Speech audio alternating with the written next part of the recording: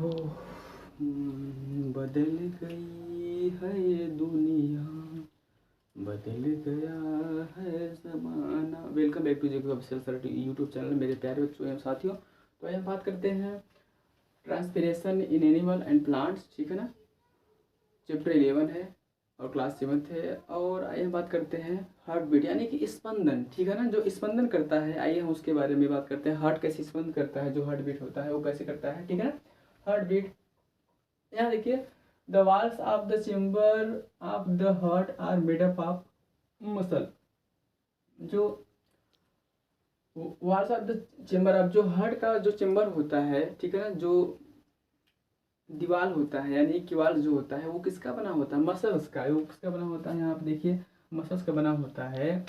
These muscles contract and relax rhythmically. और जो ये मसल्स है ये क्या करता रहता है, कॉन्ट्रैक्ट होता रहता है और रिलैक्स होता रहता है, ठीक है ना। ये क्या होता रहता है, कॉन्ट्रैक्ट होता रहता है और रिलैक्स होता रहता है, ठीक है।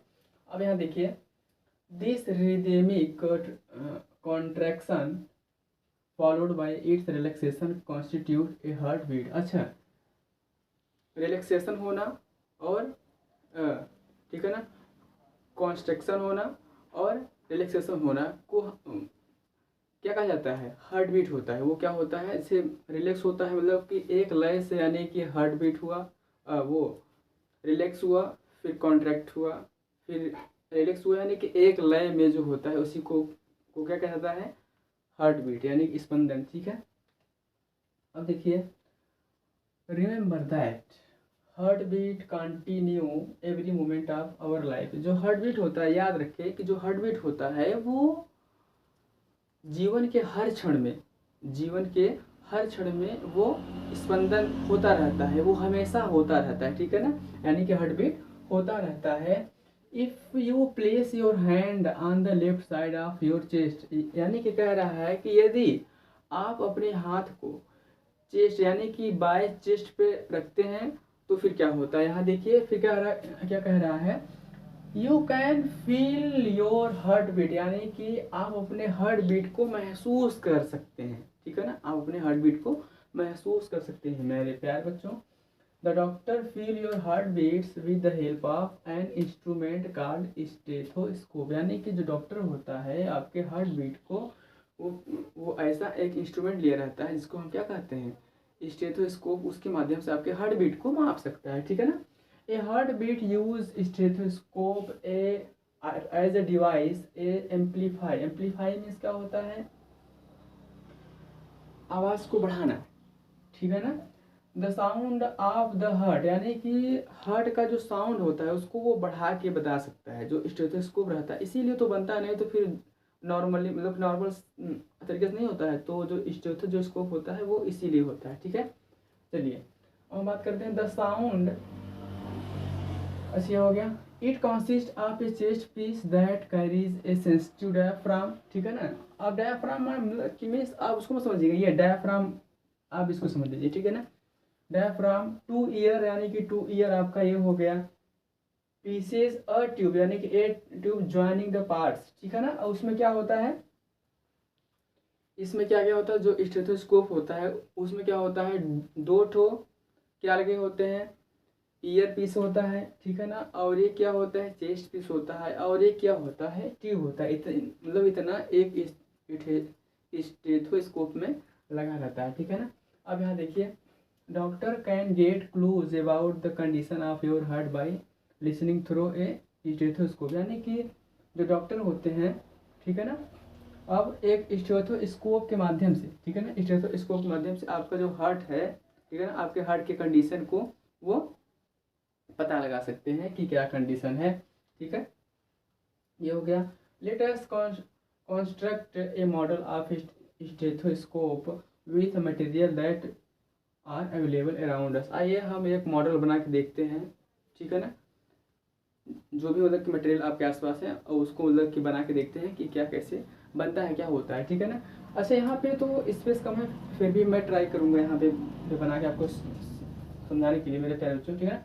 एक्टिविटी 11.2, ठीक है। एक्टिविटी आप यहाँ पे देखिए, take a small funnel of 7 6 to 7 cm in diameter, यानी कि आप क्या करेंगे, एक फनल लेंगे, क्या लेंगे, एक आप फनल ले लिए, ठीक है। ये आप इसको एक क्या करेंगे, ले लिए फनल ले लिए, अब इसको ऐसे कर लीजिए, ये आपका क्या हो गया मेरे प्यारे बच्चों, फनल हो गया ये, ठीक है। अब ये फनल हो गया, यहाँ तक हो गया बेटा। Fix a rubber tube 50 cm long tightly the stem of the funnel. अब क्या करेंगे, अब एक रबर ट्यूब लेंगे, ठीक है ना। अब 50 मीटर, ठीक है ना, 50 मीटर क्या करेंगे, एक रबर ट्यूब लेंगे, ले लिया हमने। अच्छा, stretch a rubber sheet or a balloon on the mouth of funnel and fix it tightly with the rubber band, यानी कि क्या कह रहा है, अब इसके ऊपर जो ये क्या था, फनल, जो आपका ये फनल था, इसके ऊपर से क्या कह रहा है बांधने के लिए, इसके ऊपर से क्या कह रहा है बांधने के लिए, बैलून, बैलून को बांधने के बाद, ठीक है ना, रबर शीट ले लीजिए तो बैलून, और उसको क्या कर रहा है टाइटली से बांधने के लिए हमने इसको भी बांध दिया, ठीक है ना। अच्छा, इसको हम क्या कहेंगे, चेस्ट पीसेज, चेस्ट पीस हम इसको कह लेंगे, और इसको हम क्या कहेंगे, ये ट्यूब आपका हो गया, ट्यूब हो गया, ठीक है ना। और आपका ये क्या हो गया, ये ईयर पीस हो गया। मान लीजिए कि ये एग्जाम्पल के लिए आपको बता रहे हैं, ठीक है ना। ये आपको हो गया, पहला आपको क्या किया, ये फनल ले लिए, ठीक है ना। फिर चेस्ट पीस आपका ये होगा, ये आपका ये क्या है, फनल है, ठीक है। चेस्ट पीस हो गया आपका, ये ट्यूब है, ठीक है, इसको टाइटली से बांध दिए, फिर ये ईयर है। अब उसके बाद क्या कह रहा है, balloon fix tightly with rubber band, rubber band से भी हमने बांध दिया, ठीक है ना।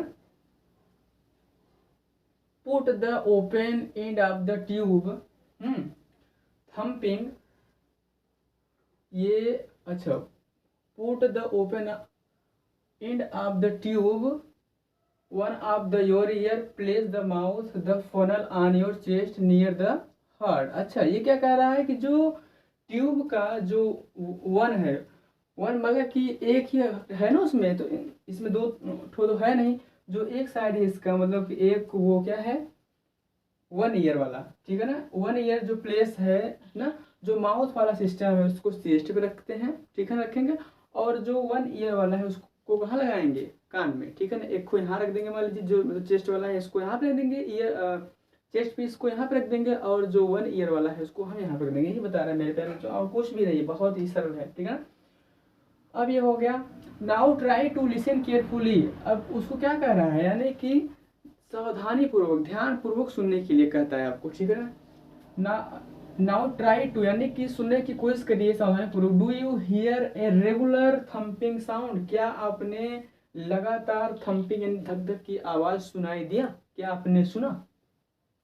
अब हम कह रहा है the sound is that of heart beats, यानी कि जो वो आवाज थी, ठीक है ना, जो वो आवाज रहती है वो किसकी रहती है, जब आपने सुना वो किसकी रहती है, हार्ट बीट की, ठीक है ना, वो हार्ट बीट की आवाज रहती है। How many times did you heart beat in a minute, यानी कि एक मिनट में जो हार्ट बीट था, यानी कि हृदय जो स्पंदन था वो कितनी बार आया, यानी कि आप तो जानते हैं ना कि एक मिनट में जो हमारा हृदय होता है वो 72 बार धड़कता है, ठीक है, 72 से, ठीक है ना।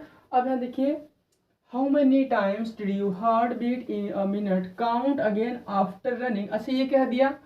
अब क्या कह रहा है, count again after running 4-5 minute, ठीक है ना। अब 4-5 मिनट के दौड़ने के बाद अब फिर क्या करेंगे, उसको काउंट करेंगे, ठीक है ना।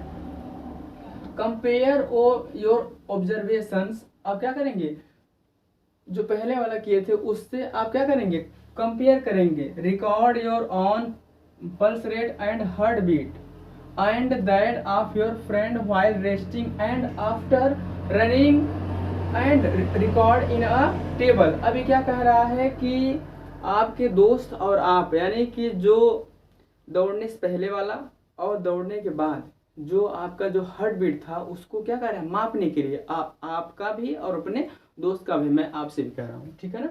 चलिए, do you find any relationship between your heart beat generate one pulse in the arteries and the pulse rate per minute indicate the rate of heart beat. अच्छा, ये क्या कह रहा है कि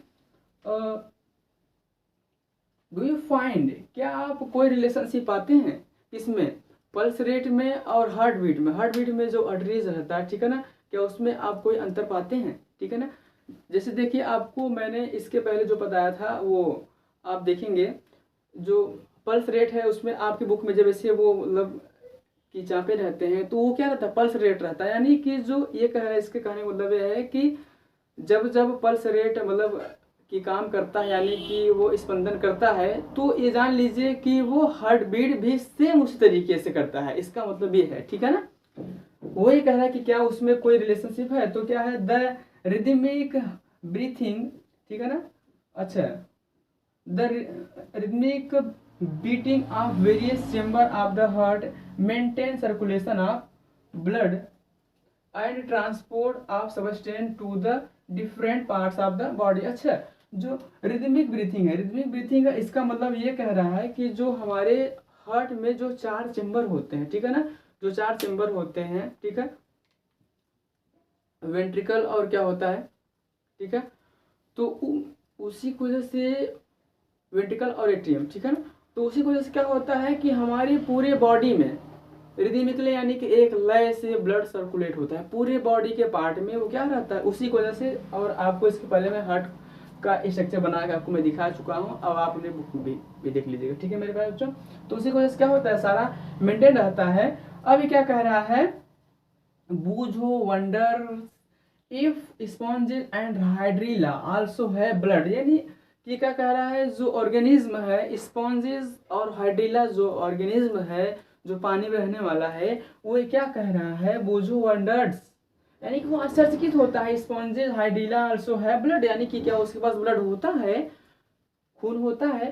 तो ये क्या कह रहा है, animal such as sponges and hydrilla do not possess any circulatory system. यानी कि क्या होता है, हाइड्रीला और स्पॉन्जेस में जो पानी में रहते हैं ऑर्गेनिज्म, उसमें क्या होता है, कोई सर्कुलेटरी सिस्टम नहीं होता है, ठीक है। The water in which waste the water in which they live brings food and oxygen as it enters the body. The water carries away waste material and CO2 as it move out। अच्छा, वो क्या करते हैं कि जहाँ भी रहते हैं, जिस पानी में रहते हैं, वहीं जब उनके अंदर से जब वाटर जाता है, तो ठीक है ना, वहीं से वो फूड और ऑक्सीजन चला जाता है, और जो वाटर जाता है, ठीक है, और उसके बदले में जो CO2 उनके अंदर रहता है, वेस्ट मटेरियल रहता है, वो बाहर निकल जाता है। तो बने रहिए, अभी अभी थोड़ा बाकी है। तो यहाँ देखिए, दस इस प्रकार these animals do not need circulatory fluid like blood. और इस प्रकार के जानवरों में क्या होता है, ब्लड की तरह, मतलब कि ब्लड डू नॉट नीड, मतलब कि ब्लड सर्कुलेशन, मतलब कि सर्कुलेशन के लिए कोई जरूरत नहीं होती है, ठीक है ना। इसमें फ्लूइड नहीं होता, ब्लड की तरह फ्लूइड नहीं होता है, या तो कोई जरूरत नहीं होती है, ठीक है ना, like blood. Let us now learn about the removal of waste other than CO2, यानी कि कार्बन डाइऑक्साइड, ठीक है ना, कार्बन डाई ऑक्साइड। अच्छा, आइए हम अब ये क्या कह रहा है, अब हम जानेंगे, ठीक है ना, कि जो कार्बन डाई मतलब कि कार्बन डाइऑक्साइड के अलावा, यानी कि हम इसमें अब ये पढ़ेंगे, सीखेंगे कि कार्बन डाइऑक्साइड के अलावा भी और भी क्या मटेरियल क्या होते हैं, वेस्ट जो होते हैं वो आउट होते हैं, ठीक है ना। ये क्या कह रहा है, वेस्ट ऑफ रिमूवल होते हैं, यानी कि और जो मटेरियल होते हैं कार्बन डाइऑक्साइड के अलावा, और मटेरियल कैसे रिमूव होते हैं, बाहर होते हैं। तो आज के इतना ही मेरे प्यारे बच्चों, थैंक यू सो मच। और आप मेरे इस चैनल पे यदि नए हैं, JK official sir YouTube channel पे, तो आप मुझे आर्थिक मदद नहीं कर सकते, तो फिर लाइक करके, कमेंट करके, शेयर करके, सब्सक्राइब करके आप मेरा हौसला बढ़ाते रहेंगे, तो फिर मैं आपके लिए जी जान लगा दूंगा। Thank you so much.